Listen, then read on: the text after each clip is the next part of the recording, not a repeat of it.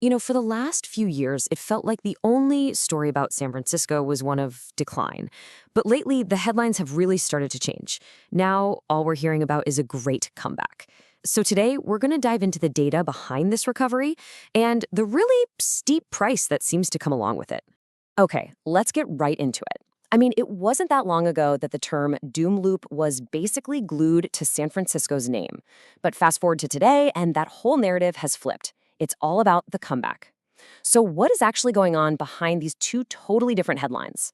So, where does this comeback story even begin? Well, a huge piece of it starts where the city's economic heart really beats, in its office buildings. The data is showing a real revival happening downtown, and that's the first key piece of this whole puzzle. And look, this isn't just a vibe or a feeling. We're talking about hard numbers here. Office attendance shot up by almost 11% compared to last year. That made it the single busiest January for San Francisco's offices since before the pandemic even started. People are without a doubt coming back. So what's pulling everyone back? Well, it's really a couple of things happening at once. For one, yeah, employers are getting a lot stricter about their return to office policies.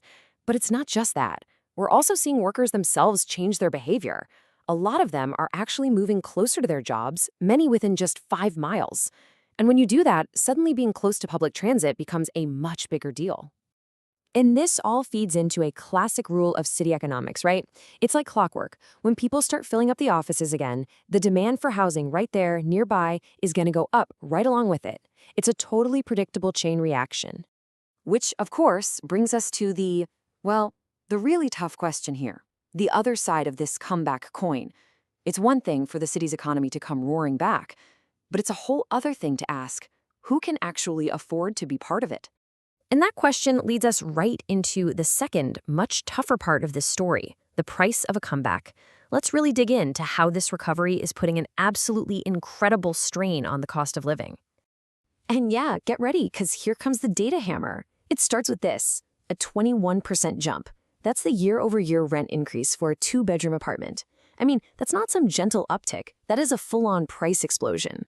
So what does that 21% jump actually feel like in real dollars? Well, it looks like this. $5,120. That's the median rent for a 2-bedroom per month. Just let that number sink in for a second. And just like that, San Francisco has snatched back a title it briefly lost to New York City. It is, once again, the single most expensive place to rent an apartment in the entire country. So why is this happening? Honestly, if you've followed this city for a while, this pattern is going to sound awfully familiar. You've got high-income AI and tech workers flooding back, companies demanding people back at their desks, and it's all happening while the housing supply is still incredibly tight. All that demand just gets packed into the areas right around the big job centers. It's gotten so wild that here's a real sign of the times for you. Some startups are actually leasing apartments for their employees. It's not just a salary anymore. Housing itself has become a recruiting tool. That's how competitive it is. So you take all of this together, and what you get is a city that's a total paradox. So how do the people who actually live there feel about all this? How do they see their city's future? And, maybe more importantly, their own place in it? Well, just look at this poll from the Chamber of Commerce. Overall, there's a huge wave of optimism. 64% of voters now think the city is on the right track. That is a massive, massive turnaround in confidence from just a couple of years ago. But then, here's that paradox in black and white. You ask those exact same people about the cost of living, and the story just completely flips on its head. A crushing 79% say it's gotten worse. So you've got this totally split reality, right? The good news is people feel safer, they see downtown coming back to life, and they think the recovery efforts are working. But the bad news? A huge majority say that finding a place to live has only gotten harder. They love where the city's headed, but they're terrified they can't afford to stay for the ride. Okay, so this all boils down to the huge question for the city. What happens next? You have to wonder, is this painful cycle of boom and affordability crisis just inevitable? Because this cycle, it's a classic. You can literally map it out. The economy gets hot again, workers come back, demand for housing goes through the roof, but the supply of housing just can't keep up. And the result? Prices shoot up like crazy. We've all seen this movie before, right? But, and this is a big but, There are a few things that are different this time around that could make the pressure even more intense. The AI boom is pouring gasoline on the fire.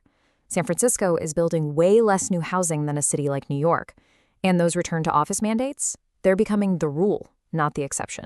And this quote right here, it just nails the core challenge perfectly. The real question isn't, can San Francisco recover? Of course it can. The question is, can it recover without making the affordability crisis that has defined the city for a generation even worse? And that's where we leave it. The city has momentum. It has this new optimism. But it's up against these incredibly powerful economic forces. So the ultimate question, the one that's going to define San Francisco's future, is pretty simple. Can it finally, truly break the cycle?